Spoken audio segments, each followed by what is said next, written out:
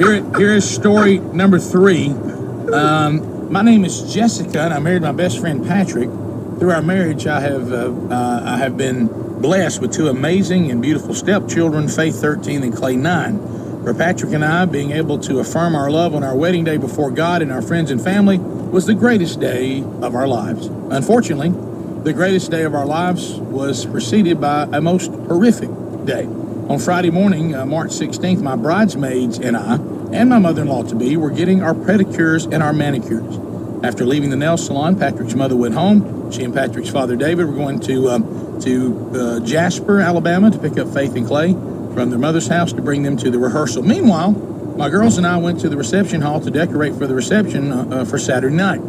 Patrick, my husband-to-be, showed up to drop off some decorations, then left again to get some things together for the after-rehearsal dinner that evening.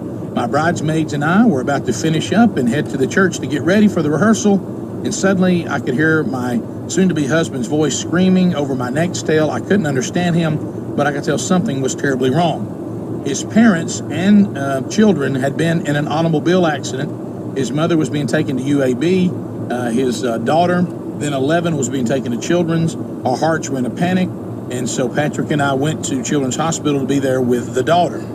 She had attained a fracture in her spine, and her stomach had gone through her diaphragm and was in her chest. They performed emergency surgery and kept her in intensive care. Meanwhile, June was at UAB, that is the mom and mother-in-law-to-be, with a fracture in her spine and 2 crushed wrists.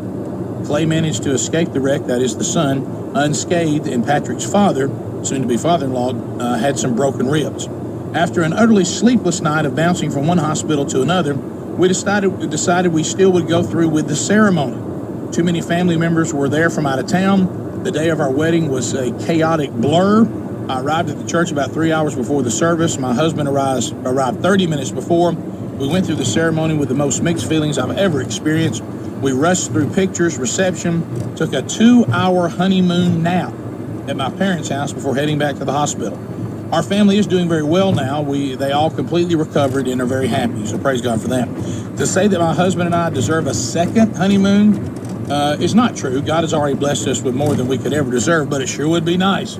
So thanks, guys. We love you, and please consider our story. So there are the 3 finalists, and now it's time for you, the audience, at 866-WE-BE-BIG, if you've heard all 3, to vote which